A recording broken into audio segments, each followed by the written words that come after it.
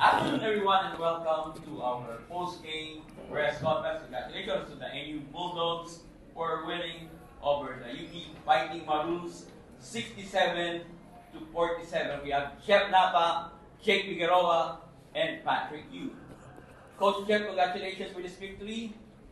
The Bulldogs ended a 3-game losing streak. And ito ba yung hinahanap mong defensive identity? Kasi 47 points lang yung score ng UP. Wala naman. Siguro finally, nakuha namin yung panalo namin sa second round. Kala namin mag-jinx kami. Kumbaga, lahat ng birthday namin nung September, October ata, wala. So finally, at least, buti na lang, araw ng patay. Kumbaga, nabuhay lahat yung mga player ko. Kahit pa paano, they delivered kung ano yung kailangan namin gawin. Then they really enjoy kung ano yung ginagawa namin talaga. So, give credit to the boys, sa players ko, talagang sila yung nagtrabaho, hindi naman ako yun. Are there any questions for Coach Jeff? Anyone? Thank you. Okay, thank you. Anyone for Coach Jeff? Staying alive at 3-8, hindi maganda yung naging kampanya, pero gaano ka hopeful na at least medyo may chance pa?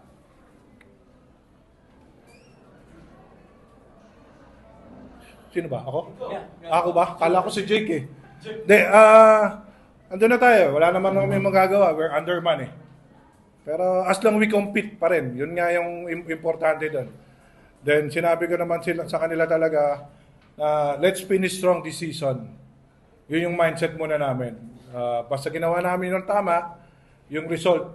At least ginawa namin yung tama, yung game plan namin, nakuha namin yung W. So, hindi na namin iniisip kung papasok ba kami, whatsoever eh. Ang sinabi ko lang, pakiusap ko lang sa kanila, is tapusin namin ng maganda yung season. Hindi na namin, ayoko nang, kumbaga, ano ba yun, dagdag pressure, kumbaga, na kailangan bully namin yung Final Four. Hindi na. So, yun yung mindset namin na talagang inintil ko sa kanila na let's end this season na talagang maganda. Alam naman ng mga tao na we're underman eh. So, yun yung naging mindset nila, talagang coming to this game, at least, finally, yung mga shooters namin kumunik.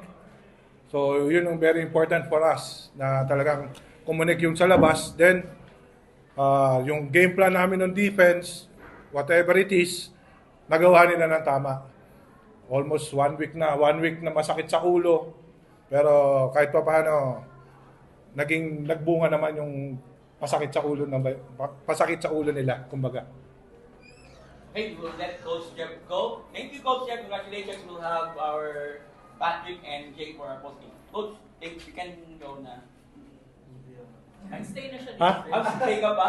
Gusto mag-stay! Tapos ako yun eh. Okay, ano pa talaga? Okay, sige. Okay, so... Namiss ka din. Kaya ayoko nang intindihin yung mga tanong nyo. Sabi ko sa inyo, player ng bida, hindi ako.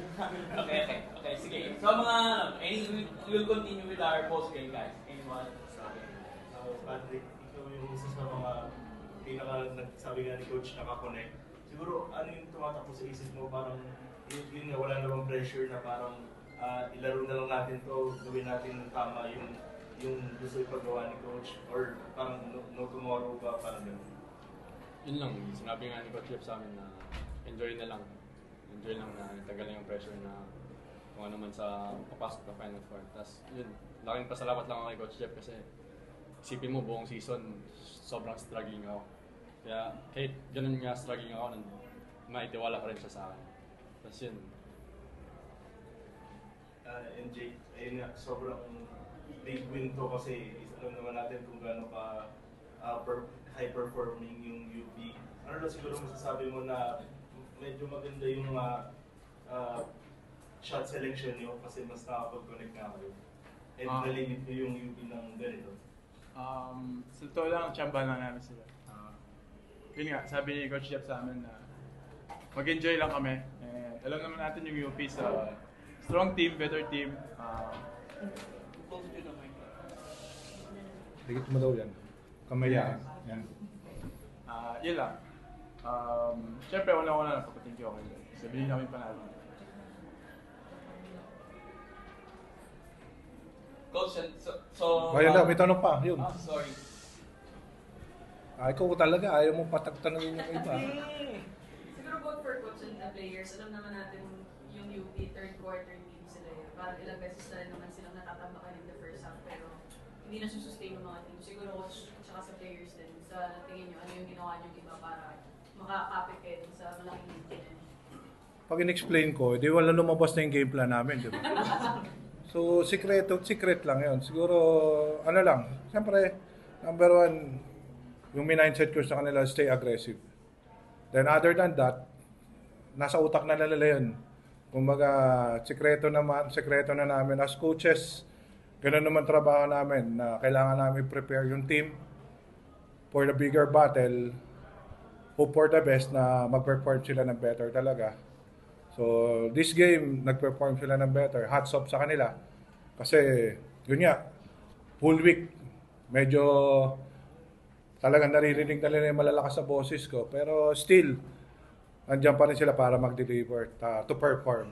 Yun naman yung hindi maaalis talaga sa kanila. Kasi yun nga, we're underman. Talagang alam naman nila sa sarili nila, underman na kami. So yun nga, every game, we will go out, kumbaga, competitive para at least yung sa community mapakita namin na maganda yung nilalaro pa rin namin despite everything. Sa akin lang, yung 1 week na preparation namin, coach, sobrang strict, no? Yun nga, luckily nakuha namin panalo. Kasi konting ano mo lang kapag mali talaga sisigaw din. So, mindset namin talaga is, approach namin bilang veteran kami na dapat na i-approach na maayos yung mga rookies namin. And yun, nagawa naman nila na maayos yung mga sinabi namin. For Jake and Pat, siguro wala na itong team bang moving forward, pero looking back lang sa season na to bilang individuals, ano siguro yung gusto nyong baguhin o ano yung tingin niyo sa akin that you could have done differently bilang players individually sa umpisa ng season para kumbaga nag-iba rin sana yung campaign natin? Ano na siguro, for me, that yung adjustment namin na nawalan kami ng import. Hindi, sobrang tagal yung pag-adjust namin. So, yun lang siguro dapat mas maaga lang sana. Yun nga, sabi ni Pat na parang sobrang aga na wala ng import namin. So, hindi naman kami prepare ni Coach Jeff ng mawalan na isa pang, alam mo yun, disappointed lahat. Parang, pilit kami lalaban. Same question. Ano? Kung may gusto ka sanang baguhin sa umpisa ng season na to, ano sana yun? Wala naman. Hindi ko naman hawak yung panahon kasi. Kumbaga, kung ano yung binigay sa amin ni Lord, blessed na kami nun. Ano lang yun. Hindi ko para gawing rason na nawala kami ng import. Ever since naman, hindi ko ginagawang rason yun. Kaya nga, lagi akong galit pa rin sa kanila eh. Kasi alam ko kung ano yung capabilities nila kumbaga. So, still, yun nga. Hanggang sa matapos yung season na to, halaban pa rin kami.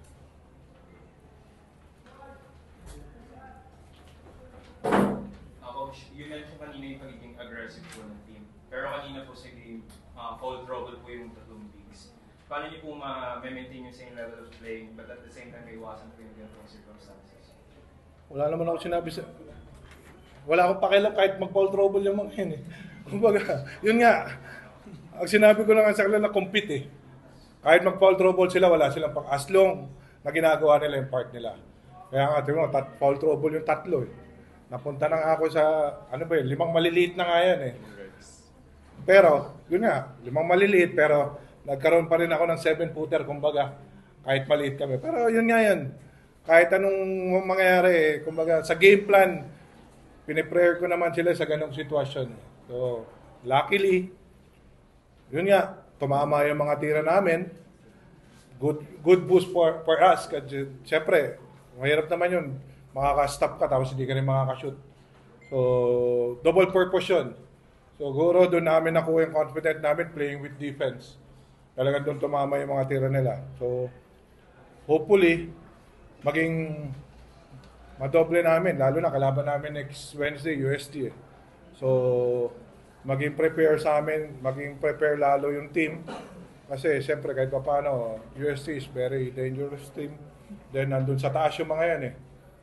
So kami, kahit pa paano, we want to end the season finish strong para makita talaga ng mga tao na kami pa rin naman to. Despite na everything na nangyari, dito pa rin kami ready to compete.